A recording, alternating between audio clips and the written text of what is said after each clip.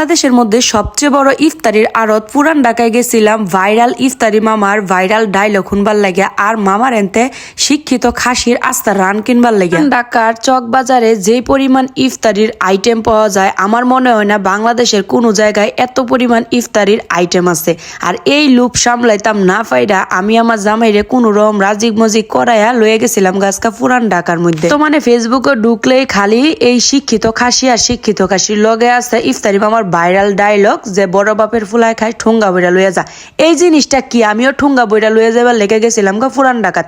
খালি বড় বেটারাই কিনতাম তোকে আমরা কিনতাম না। পরিমাণ ভিড় যে মানছে ধাক্কা ধাক্কিতে ডুহুনি যাইতেছে না। আর সাংবাদিকের তো শুরু করে ইউটিউবার মানে জায়গায় জায়গায় খালি ক্যামেরা আর ক্যামেরা। গত বছরও আমার জামাই এনতে আমগর লেগে ইফতারি আনছিন পরে এলেগে এই বছর আমি নিজেই গেছি দেখা ইফতারি কিনবার লাগে। প্রথমে আমি এনতে ফটোটা লয়ে লইছিলাম আর ফটোটার ভিতরে নাকি গরুর মাংসের কিমা আর খাসির মাংসের কিমা ছিল অনেক সুন্দর। আমি 2 ফ্লেভারের রুটি লয়ে লইছি। পরে এনে দেখতেছিলাম যে কি কি আইটেম আছে রুটি লোকে খাইবার লাগে। এই যে এটা হচ্ছে শিক্ষিত খাসি মানে খাসির যে আস্তা রানগুলা এইগুলা।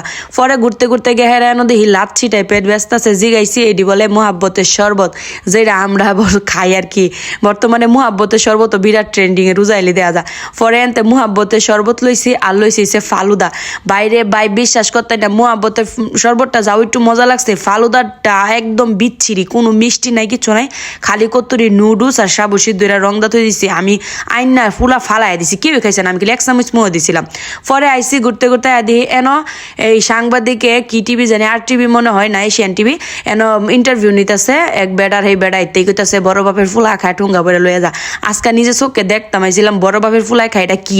পরে দিই মুরগির গুস্তের সিরা এটার লগে বুট মুট কি দা কসলায় মশলায় ঠুঙ্গা ভরে দিতেছে আমার মাংনা দিল আমি এখন খাইতাম না। জায়গায় দেখছি এটা মুরগির রোস্ট তারপরে হচ্ছে খাসির রাস্তার রোস্ট কোয়েল পাখি বিভিন্ন ধরনের মাংসের ফ্রাই করে থই দিছে।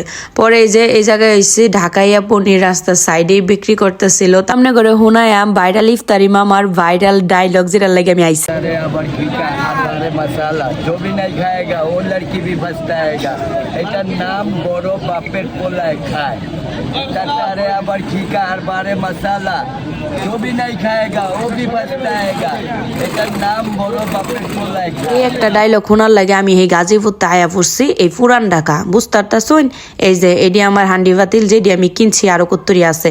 এরপরে আমি ঘুরতে ঘুরতে যখন যাইতাছি ভিডিও করতে করতে এই বিদেশি বেডা আমার মোবাইল দেখে কইতাছে এই আইফোন কয়া হাইরা না কইতাছে এই ফটো ফটো কেউই বিশ্বাস করতেন না যে এই বেটা নিজের তাই হাইরা আমার কইতাছে ছবি তুলতো। তারপরে গিয়ে দেখি এন নিজের হাতে বাইর যায় কাকিরা মুড়ি বানায় পরে ব্যস্তাছে কত রঙের জিনিস যে পুরান ঢাকা না এলে বুঝুনি যায় লইলে না। আর এই বিদেশি বেটার লগে যে আমি একটা ছবি দিছিলাম আমি যেটা কইছি এটা একেবারেই সত্য।